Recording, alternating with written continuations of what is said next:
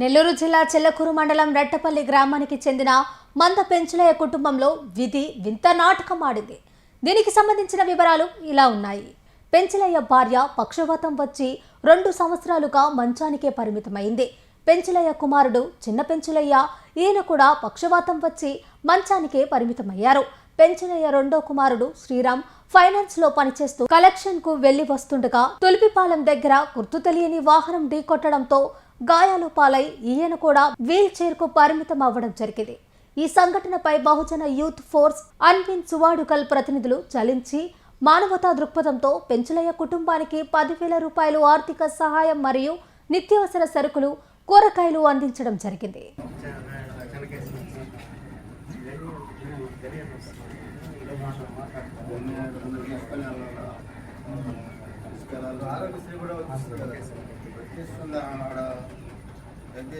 వారం తీసుకున్నాం రోజు ఈ బుద్ధి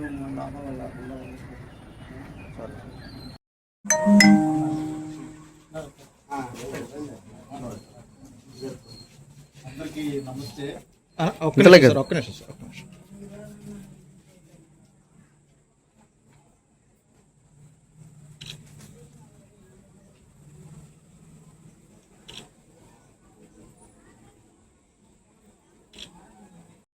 ఎఫ్ఐఆర్ కాపీ ఉందన్నది ఇన్సూరెన్స్ అని క్లెయిమ్ చేశాను. Not raised not raised identification రాసిన కూడా ఇబ్బంది అనుకుని రాసిన నదుల్లో సార్ కార్డు అందుకు ఏమైనా వచ్చారా ఏమన్నా ఇది ఏమన్నా కేసు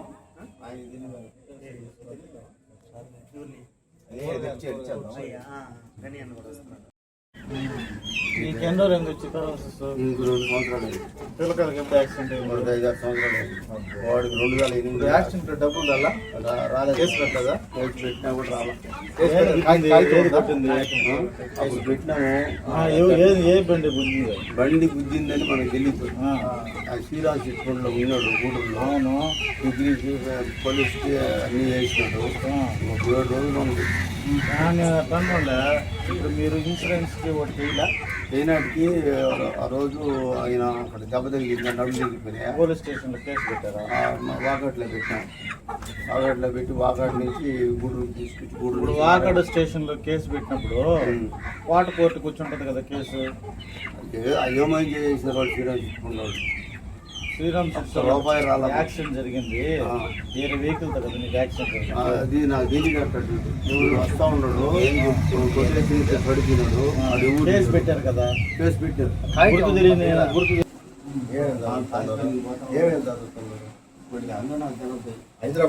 సార్ ఒక అతను బీటెక్ అయితే అదే చెప్పాను కదా, మన బాలిడిపల్లి మొత్తం కూడా పిలిపించుకొని మొత్తం నేనే చదివిపిస్తాను, ఇబ్బంది లేదని కూడా చెప్పాడు. భారీ ఉన్నాయి అతనికి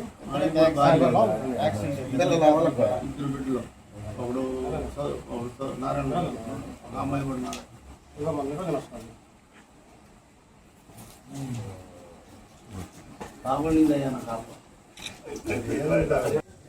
గూడూరు నియోజకవర్గం చెల్లకూరు మండలం నెలపల్లి రెట్టపల్లి గ్రామంలో ఉన్నటువంటి మంద పెద్ద పెంచులయ్య కుటుంబం అనారోగ్యంతో కుటుంబ సభ్యులందరూ 3 వ్యక్తులు ఇబ్బందులు పడుతున్నటువంటి విషయాన్ని సోషల్ మీడియాలో చూసి గూడూరు నియోజకవర్గం బహుజన youth force, Bahujan Samaj party మరియు కోట మండలం ప్రెస్ క్లబ్ వారు అందరూ స్పందించి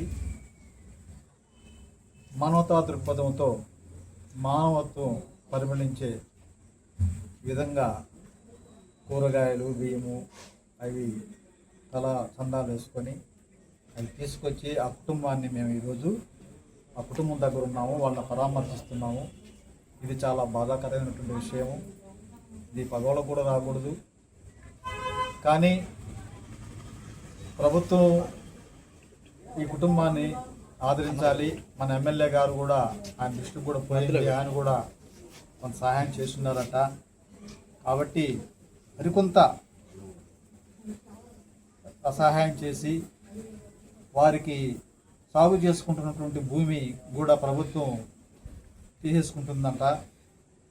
కాబట్టి గుర్తించి కనీసం సాగు భూమి ఈ పెంచలయ్య అనే కుర్రాడికి పెన్షన్ కూడా రావటం లేదు.